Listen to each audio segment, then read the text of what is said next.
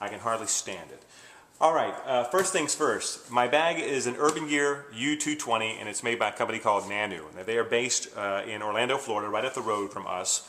They make great bags, and the price is right. Been very pleased with this bag. I've been carrying it for about a year now. I'm kind of a bag guy. I have tons of bags. And if I didn't like this bag, I wouldn't still be carrying it. I would have gotten rid of it long before now. But I do like it, and it does everything I need it to do. Like any bag I've ever used, of course, there are things I would do a little bit differently, but you know, that's the case with every bag you've ever owned. Some of the things I like about this bag, first of all, big wheels. It rolls very smoothly, great telescopic wand. When you're pulling it around, it's like you're not even pulling anything behind you, and this is a heavy bag. I have a lot of stuff in it. It's got backpack straps built into the back. If you wanted to backpack it, if you wanted to carry it off a trail, you absolutely could. There's no way I would carry this thing off of a trail, but if you wanted to carry all this gear somewhere, you easily could.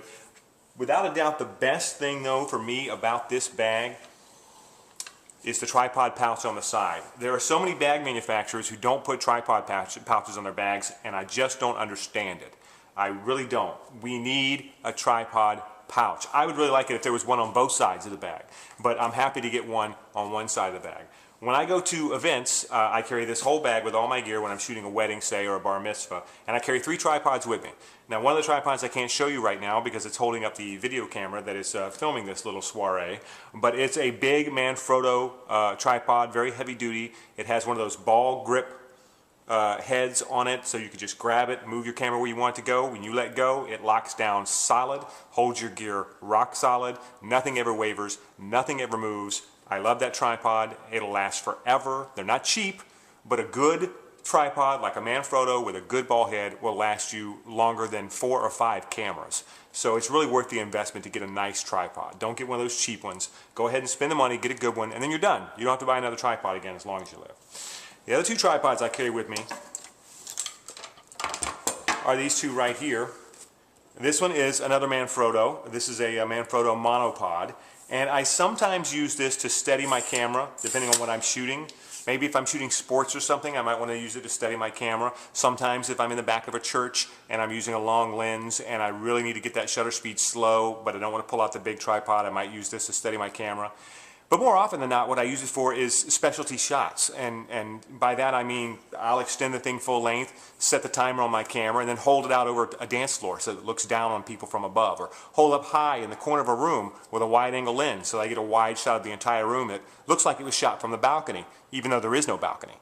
It's a really handy little tool to have for doing stuff like that. And as you can see, I have some Velcro taped up here, and that's to hold the remote release on my camera. I used to put the remote release on, but now probably if I'm going to do something like that, I'm more likely to just hit the timer on the camera and do it rather than take the time to hook a special release up. This is my bread and butter tripod. This thing gets more use than probably any piece of equipment I own with the exception of my actual camera. It's a Luma Pro 5-section tripod, folds down very small. It's only about 19 inches long, which is why I bought it, because it fits on the side of the bag without sticking too far up. Mounted to the top, I have a multi-head for holding my flash, and then I have an umbrella, and this is the Zumbrella. David Zeiser had these designed by, I don't know the company that designs the umbrella, I'm sorry, but it's called a Zumbrella because it was David Zeiser's idea apparently, but what it is a telescopic umbrella. And so it's a white shoot-through umbrella, pops open, but the telescopic nature of it makes it great because it folds right down against the side and it doesn't stick way out and it doesn't make your whole profile longer on your flash. I'm a big off-camera light guy. I shoot with off-camera light every chance I get. When I shoot seniors, I use off-camera light. When I shoot engagements, I use off-camera light.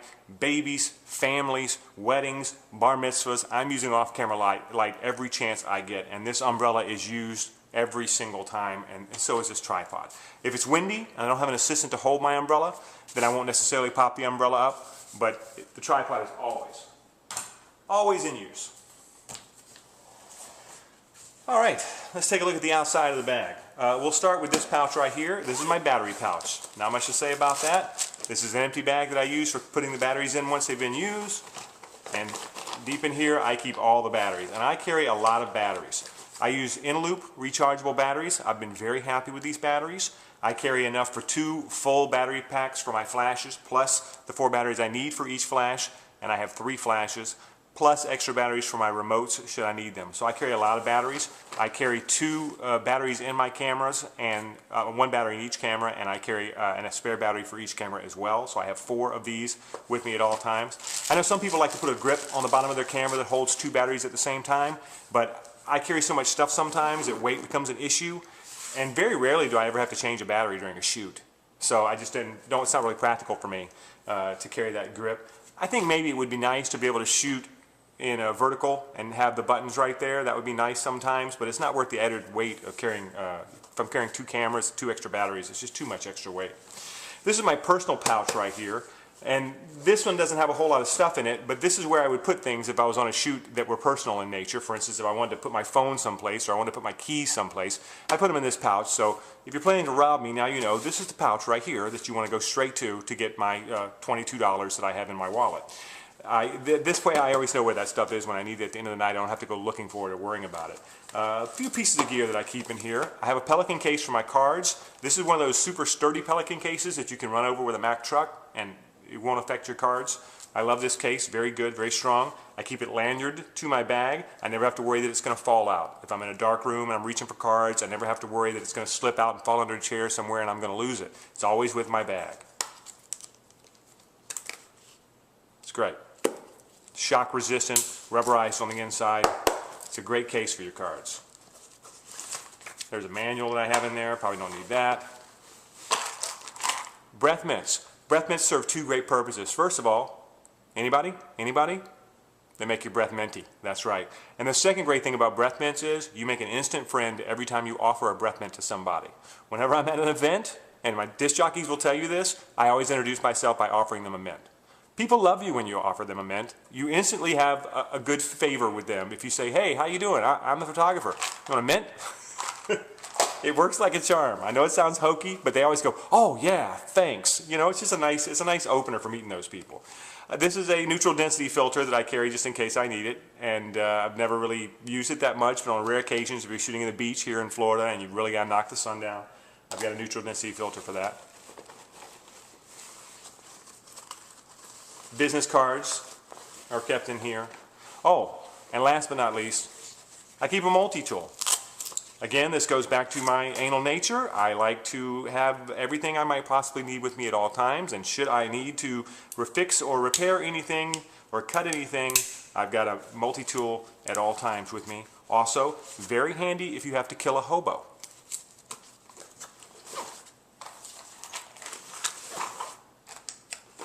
That's the personal pouch.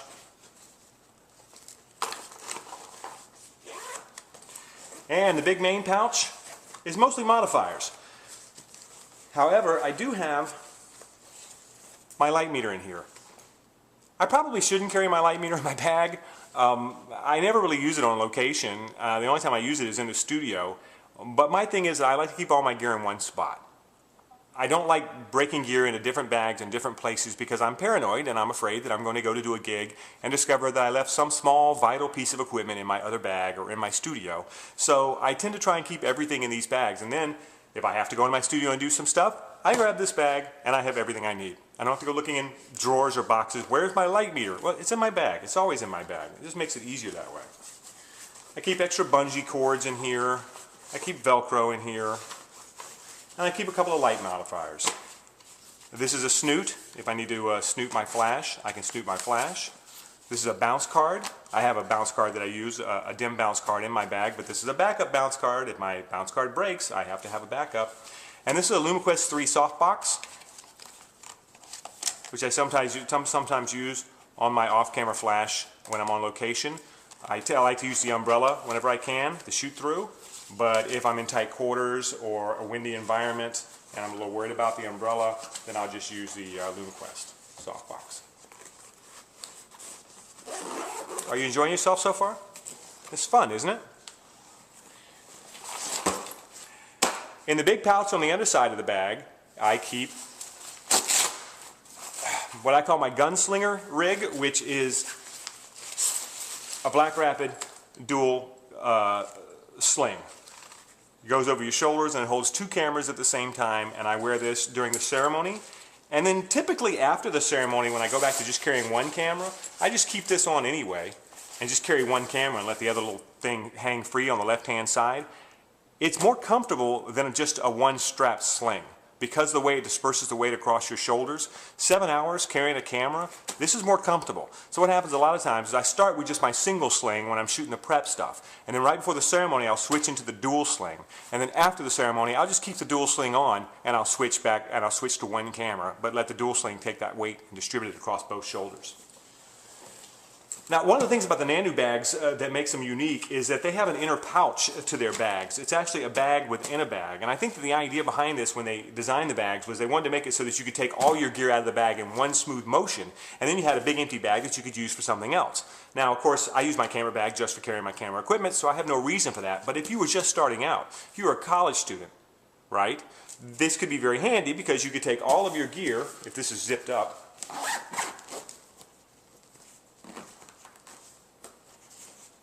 zip up, zip up, zip up.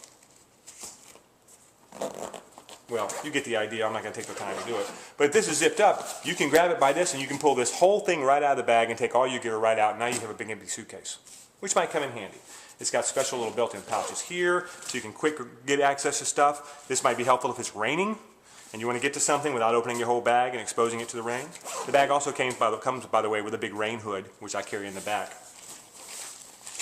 Woo, look at all this stuff. All right, we're going to get to that in a minute. First, let's talk about this pouch here. This is just stuff. Sometimes I need it, sometimes I don't.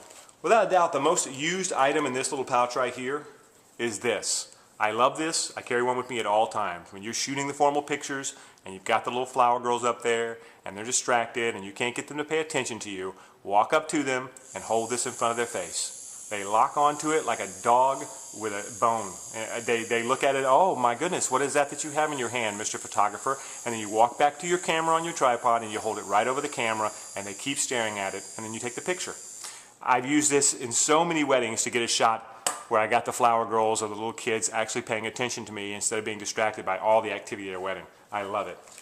I carry a little flashlight in here. It's cool because it's got a little stand. You can actually set it down and use it for light if you need to use a little light for something. It's got 3 power settings on it. I've used this to light up many a ring when I was taking ring shots in a dark room. This is a remote for my camera. Use this sometimes if I'm putting the camera up on the monopod to hold over a crowd or something. I might use this to trigger it. But more often than not, I use this when I'm shooting at home and it's 1 o'clock in the morning and I'm trying out a new light pattern. So I'm having to take pictures of myself. I set my camera on a tripod and I use this to fire off all the pictures. Again, don't use it that much on location. Don't have to have it in my bag, but I like to keep all my gear in one place. This is a diffuser for my 3rd flash. This is gel collection, the Strobist gel collection. It's got a whole bunch of multicolored gels in it, so if I want to gel one of my background lights. Reading glasses. A couple of bugs that I've made, blue bugs that I made. I can't remember what I made these for. I had a shoot or something that I needed blue light, and so I made some bugs. And here they are. Oh, no, I'm sorry. I made these for using outdoors when I wanted to put a blue tint into my light outdoors. That's why I made these. This is a diffuser. I don't use diffusers very much. I'm not a big fan of the diffuser. I think that once you learn to use bounce flash really well, that you don't need diffusers anymore.